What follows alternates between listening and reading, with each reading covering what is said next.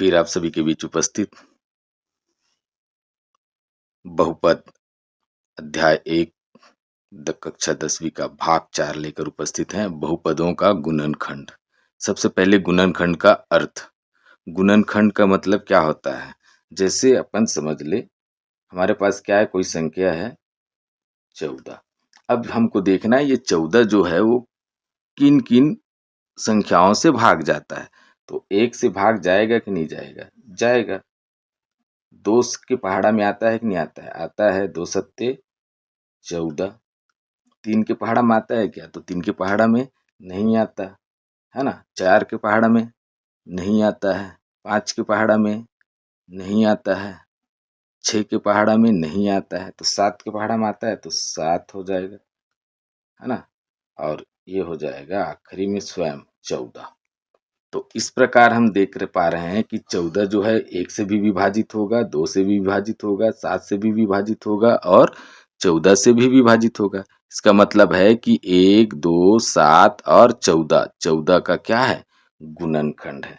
तो इसी को क्या बोलते हैं? गुणनखंड बोलेंगे।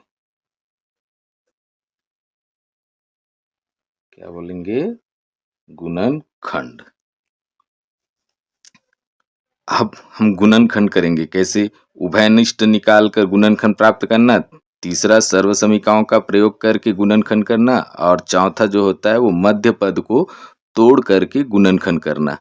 हम 3 प्रकार से गुणनखंड कर सकते हैं। जैसे हमारे पास में प्रश्न है, पहला क्या है? 12x plus 4x square plus का गुणनखंड कीजिए। तो देखते हैं, चलिए। पहला क्या है? हल दिया गया बहुपद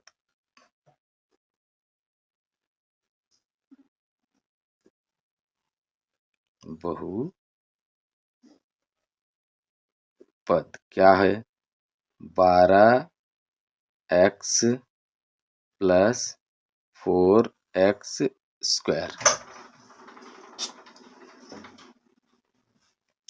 ध्यान देंगे,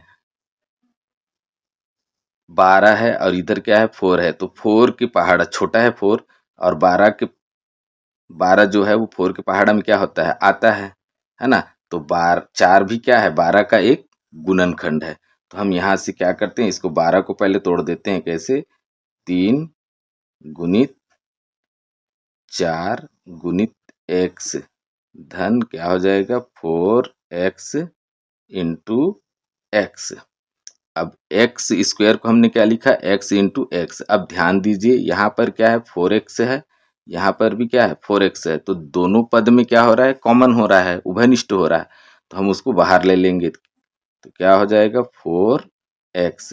अब रह गया क्या? यहाँ पर 3 रह गया और यहाँ पर x रह गया।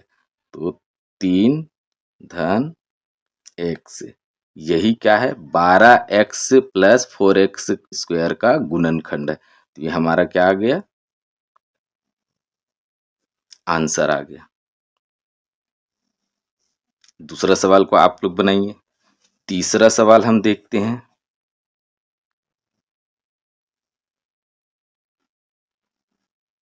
हल दिया गया बहुपद, दिया गया बहुपद क्या है? x square minus 16। अब आप पिछले कक्षाओं में पढ़े होंगे सर्व समीकरण। क्या क्या सर्व समीकरण पढ़े हैं भाई? तो देख लीजिए, इधर हम लिख दे रहते हैं सर्व समीकरण, कुछ उपयोगी सर्व समीकरण।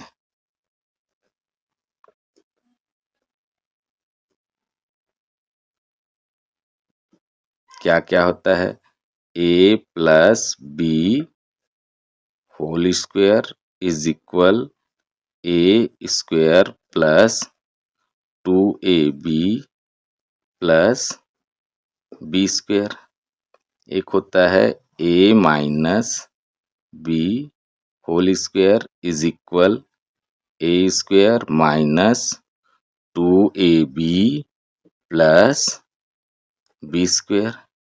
और एक होता है A plus B into A minus B is equal होता है A square minus B square. आप देख पा रहे होंगे ये जो हमारा सर्वसमीक है एक्स स्क्वेयर माइनस 16, हम 16 को क्या लिखेंगे, पहले तो लिख लेते हैं कैसे, एक्स स्क्वेयर माइनस 4 स्क्वेयर। अब देखिए तीसरा सर्वसमीक ए प्लस बी माइनस बी है, बराबर क्या होता है ए वर्ग ऋण बी वर्ग, तो उसी रूप में ये दिख रहा है। तो हम यहाँ पर क्या कह सकते हैं कि ए इज इक्वल एक्स और बी इज इक्वल हमारे पास क्या हो जाएंगे 4। तब सर्वसमीका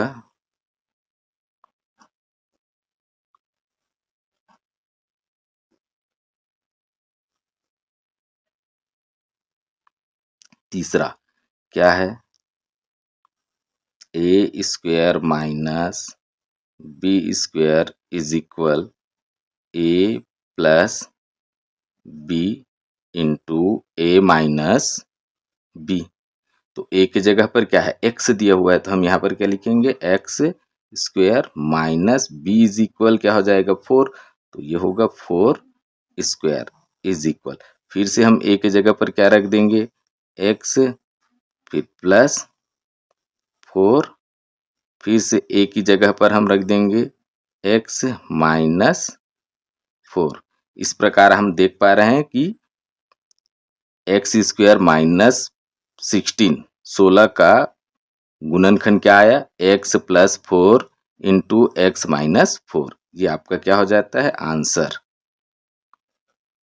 ये हमने गुणनखंड कर लिया। तो ये हमने किसके आधार पर किया, सर्वसमीका का प्रयोग करके। पहला वाला जो हमने किया वो उभयनिष्ठ निकाल करके, तो 2 सवाल हमने कर लिया, 2 प्रकार का हमने हल कर लिया। तीसरा क्या कहता है कि मध्य पद को तोड़ करके गुणनखंड ज्ञात करना होता है। मध्य पद को तोड़कर मतलब हमारे पास में चौथा सवाल है एग्जाम्पल के रूप में, आप चाहे तो हम इस सवाल को सर्वसमीका की मदद से भी हल कर सकते हैं और मध्य पद को तोड़ करके भी हल कर सकते हैं। तो चौथा हल करते हैं, क्या है चौथा हल, दिया है दिया गया बहुपद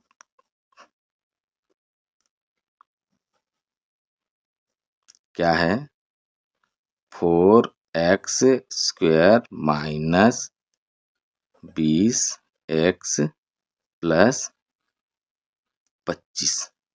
अब ध्यान देना है आपको, जब इसको हम बोलते हैं प्रथम पद, क्या बोलते हैं प्रथम पद, और इसको बोलते हैं अंतिम पद, क्या बोलेंगे अंतिम पद, और इसको बोलते हैं मध्य पद, मध्य पद, और ये हो जाएगा हमारा अंतिम पद।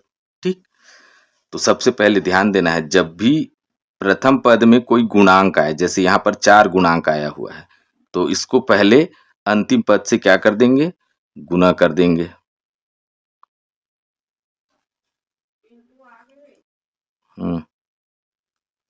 जैसी गुना करोगे तो क्या हो जाएगा 4 और 25 को गुना करेंगे तो 25 चौक ये हो जाता है 100। अब इसका हमको क्या कर देना है, पहले गुणनखंड निकाल देना है 100 का। तो क्या क्या आएगा, 1 का पहाड़ा में 100 आएगा, 2 के पहाड़ा में भी क्या आएगा 100 आता है, कितने बार में 50 बार में। 3 के पहाड़ा में नहीं आता है ना, 4 के पहाड़ा में आता है कितने बार में 25 बार में। 5 के पहाड़ा में आएगा कितने बार में 5 दूनी 10 और 5 शून्य 0, कितने बार में आया 20 बार में।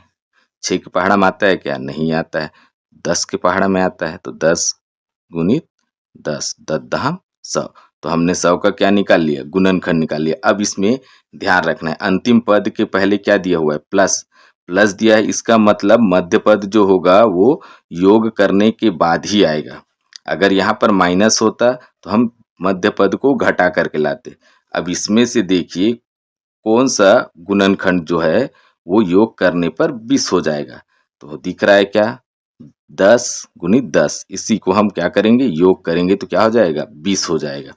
अब हम इसको क्या लिखेंगे, माइनस 10x, और इसको भी क्या लिख लेंगे, माइनस 10x। अब देखिए सवाल कैसे हो जाता है। तो 4x स्क्वायर माइनस क्या लिखेंगे हम, 10x ऋण 10x धन क्या हो जाएगा, 25। तो हमने क्या कर लिया, मध्य पद को तोड़ लिया। अब हमको पेयरिंग करना पड़ता है, जोड़ा बनाना पड़ता है।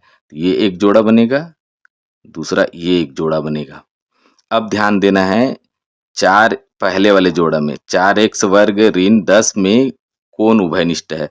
तो 4 छोटा दिख रहा है और 4 के पहाड़ा में 10 आता है क्या, नहीं आता। लेकिन 2 के पहाड़ा में 4 भी आता है और 10 भी आता है। इसका मतलब क्या है कि 2 उभयनिष्ठ होगा। तो हम इसको ऐसे लिखेंगे, 2 गुणित x गुणित x ऋण 2 गुणित 5 गुणित x।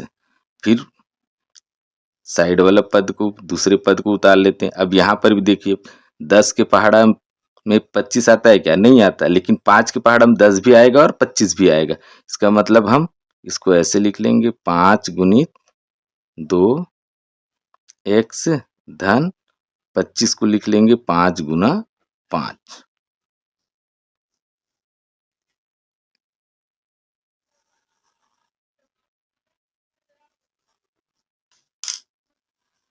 अब देखिए क्या हो गया, पहले पद जोड़ा में यहाँ पर 2x दिखाई दे रहा है, यहाँ पर भी हमको 2 और x दिखाई दे रहा है। इसलिए हम क्या करेंगे, 2x को कॉमन ले लेंगे, उभयनिष्ठ ले लेंगे, 2x कॉमन आ गया। अब बचा क्या, यहाँ 2 बचा और x बचा, मतलब यहाँ पर 2x। अब इधर 2 और x दोनों निकल चुका है, तो बचा कौन है, 5। तो बीच में कौन है, ऋण, तो ऋण 5 आ जाएगा। फिर दूसरे युग्म में देखते हैं, तो यहाँ पर ऋण है तो ऋण को पहले निकालना है, तो ये ऋण हो जाएगा। उसके बाद में देखो यहाँ पर 5 है और यहाँ भी 5 है। यहाँ x है लेकिन यहाँ x नहीं है, इसलिए केवल कौन, 5 उभयनिष्ठ निकलेगा। तो 5 हमने निकाल लिया। अब यहाँ पे बच गया कौन, 2x। अब चूंकि ऋण निकला है इसलिए यहाँ पर धन के जगह में क्या हो जाएगा, ऋण हो जाएगा। वापस जब हम ऋण को गुना करेंगे ऋण से तो प्लस में आ जाएगा। तो बचा क्या, और 5।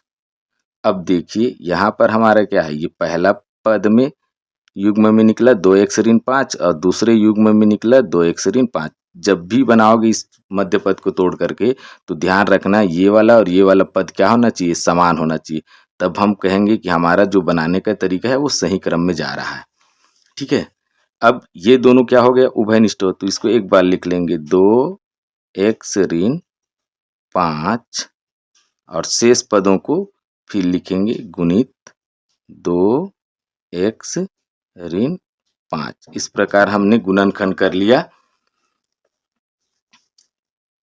तो मध्य पद को गुणन तोड़ करके हमने गुणन किया, खंड किया है। इस प्रकार आप देख पा रहे होंगे कि हमने 3 प्रकार के बताए थे, उभयनिष्ठ निकाल करके गुणनखंड करना, सर्वसमीका का प्रयोग करके गुणनखंड करना, मध्य पद को तोड़ करके गुणनखंड करना। तो हमने आप सबको तीनों तरीका से यहाँ पर गुणनखंड करना सिखाया है।